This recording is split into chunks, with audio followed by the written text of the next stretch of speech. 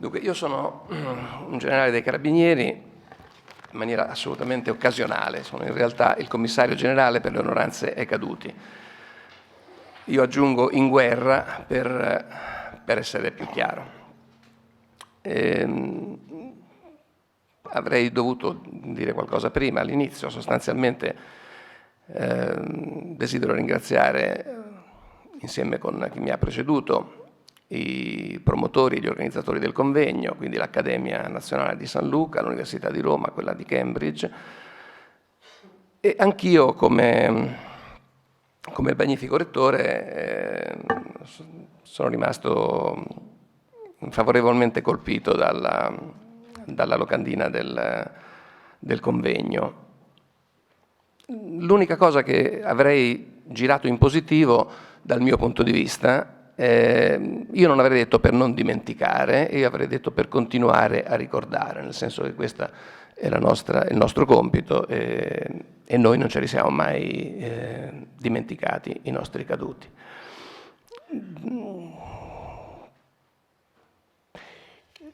Un'altra cosa che, naturalmente il ringraziamento anche per avermi invitato, ma questo è stato un piacere, ci siamo conosciuti con la professoressa D'Amelio e quindi non solo io ma anche altro personale del commissariato generale parteciperà a questo congresso.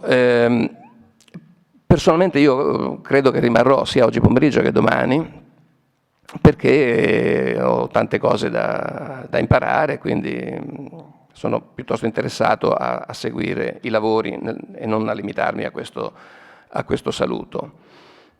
Spero di avervi anche ospiti al mausoleo delle Fosse Ardeatine. Spero quindi che sia possibile fare questa seconda parte o terza parte domani pomeriggio. E delle Fosse Ardeatine magari potremo parlare, se capiterà, anche dei 12 ignoti che poi sono stati ridotti grazie appunto alla possibilità di fare queste analisi del DNA. Attualmente gli ignoti veri alle Fosse Ardeatine sono due di cui io poi magari possiamo chiarire l'eventuale differenza tra morti e caduti, insomma io li chiamo ancora caduti. Per noi sono 335 caduti, di cui 2 ignoti, ma nel senso che non solo non c'è stata la possibilità di abbinare il nome ai resti, ma non abbiamo nemmeno i nomi di due di queste persone trucidate alle Fosse Ardeatine, non si conosce nemmeno il nome. Una piccola parte, adesso credo 7, abbiamo da una parte i nomi e dall'altra i resti mortali, ma non siamo in condizione di fare l'abbinamento. In altri casi, quelli in cui abbiamo potuto fare realmente il riscontro e la comparazione dei DNA, invece è stato possibile abbinare i nomi ai caduti. Io potrei anche fermarmi qui. L'unica cosa, se me lo consentite, proprio sarò rapidissimo, invece vorrei dire qualcosa sull'ente che rappresento e che di solito è poco conosciuto, addirittura è poco conosciuto tra le forze armate, e immagino che ancor meno conosciuto sia al di fuori di esse. Il commissariato generale, anzi il commissario generale per i caduti è stato istituito nel 1919, il primo commissario generale è stato il maresciallo Armando Diaz, che ha retto questo incarico dal 19 al 27. Le competenze e le attribuzioni del commissario generale sono state nel tempo stabilite, modificate, ampliate, sempre con atti aventi valore di legge e attualmente sono riunite nel libro secondo del Codice dell'ordinamento militare. In sintesi attengono all'alta sorveglianza e alla gestione di 8 zone monumentali di guerra, alla sistemazione, manutenzione e custodia dei sepolcreti in Italia e all'estero, nei quali sono custodite le spoglie dei caduti italiani in guerra a decorrere dal 1848 e sino alle missioni di pace, limitatamente al territorio nazionale, ci interessiamo anche delle sepolture degli ex nemici ed alleati con i quali abbiamo accordi intergovernativi. Un altro nostro compito è quello della divulgazione delle informazioni relative alle suddette sepolture, alla ricerca, al recupero, all'eventuale rimpatrio, alla definitiva sistemazione dei caduti italiani non ancora individuati e infine, da meno di 2 anni, alla custodia dell'albo d'oro dei caduti della Prima Guerra Mondiale, che in precedenza era detenuto e custodito dalla previdenza del Ministero della Difesa.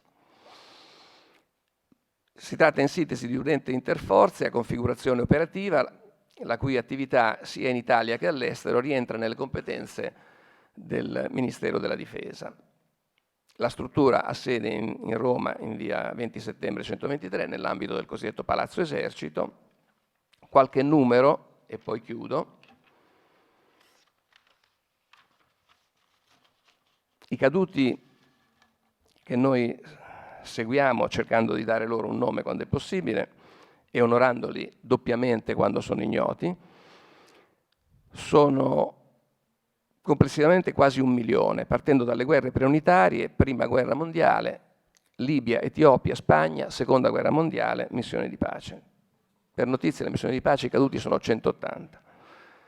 Arriviamo a un totale di 966.839 caduti. Naturalmente sono numeri soggetti a variazioni. I sepolcreti che seguiamo sono nel mondo 1311, 55 sono demaniali, quindi di proprietà dello Stato, 81 sono non demaniali con varie proprietà, ma con concessione del diritto d'uso al commissariato generale. La competenza sulle sole sepolture l'abbiamo in 907 casi, abbiamo 89 sepolcreti stranieri in Italia e ne abbiamo 179 italiani all'estero, che naturalmente gestiamo con il concorso importante, con l'aiuto importante delle ambasciate e dei consolati. Come numeri possono bastare, se io avessi fatto questo mio intervento all'inizio, mi sarei fermato qui. Adesso, dopo la prolusione del professore, mi sento, capisco che non c'è il tempo, ma mi sento di dissentire un po' dalla sua visione. Ma io parlo da commissario generale, cioè a me conta, per me sono più importanti i contenuti che non i contenitori. Quindi nella mia logica i caduti sono individuali, sono individui a cui la patria deve comunque molto e con i quali è stato stabilito una sorta di patto quando questi soldati sono andati in guerra. Lo Stato, perché su questo non ci sono dubbi, è lo Stato che decide se, quando, con chi e contro chi fare la guerra. Lo Stato manda il soldato volontario o coscritto a combattere e si impegna sostanzialmente a due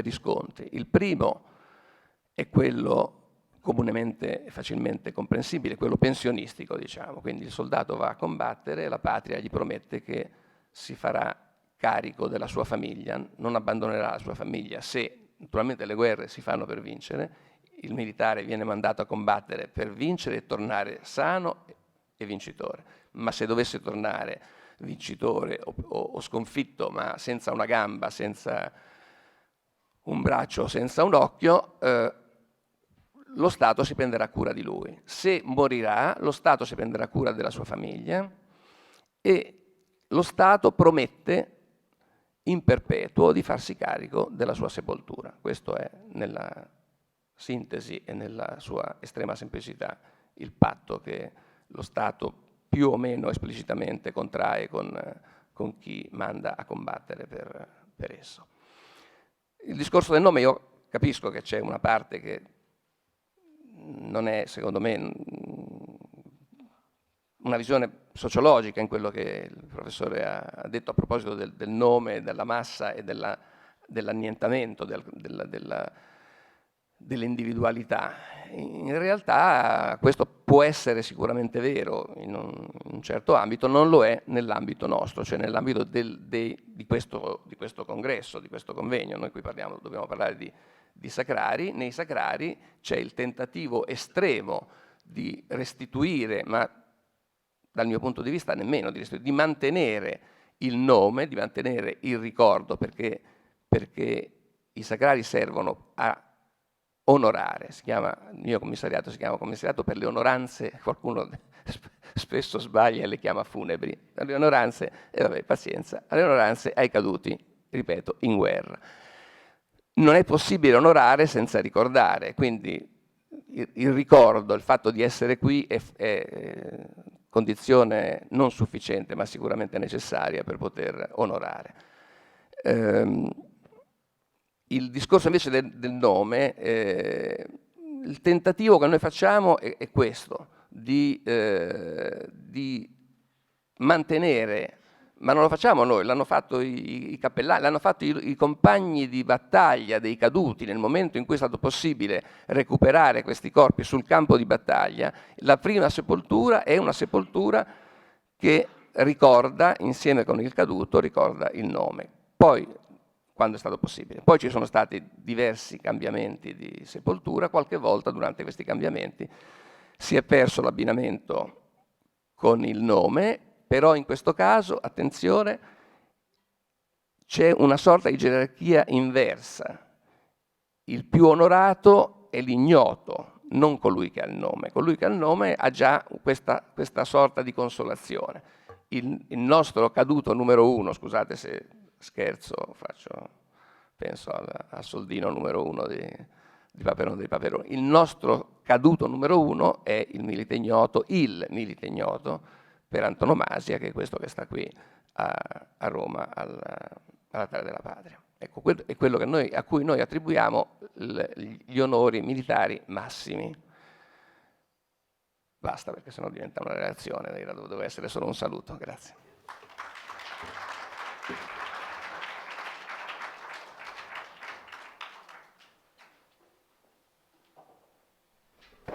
Buongiorno a tutti, non sono Francesco Moschini, come previsto, che appunto è un po' in difficoltà e quindi mi ha chiesto di sostituirlo in questo pomeriggio. Allora, questa prima sessione del pomeriggio è dedicata ai sacrari della prima metà del Novecento in Europa. E cominciamo quindi con Benjamin Chavardet, che non vedo, Chavardet, che presenta appunto una relazione sull'ossario di Douaumont e il Tempio per i morti di Verdun in Francia, e Chavardet, come giustamente Benjamin mi ha corretto, è architetto, è una nostra, ormai ci incontriamo, ormai è quasi italianizzato, è un architetto, dottore di ricerca in architettura, ha fatto una tesi su Paolo Portoghesi e sul dibattito architettonico della seconda metà del XX secolo, è stato quindi residente in Italia per più volte, in più sedi. Le sue ricerche hanno indagato in particolare il rapporto tra la storia, la memoria, il costruito, la progettazione architettonica. È stato docente a Parigi, a Montpellier, a Avignone e anche al Politecnico di Torino. La sua relazione di oggi tratta appunto dell'ossario di Douaumont, che è una sorta appunto di necropoli della Prima Guerra Mondiale, e la cui appunto architettura ha un valore simbolico, un monumento commemorativo che appunto racconta della zona che fu scenario delle più cruente battaglie tra tedeschi e francesi, e che appunto viene segnato da questo grande monumento che occupa una estensione di grandi dimensioni, che appunto Benjamin ci racconterà nella sua estensione, nel progetto dalla storia alla costruzione. Grazie.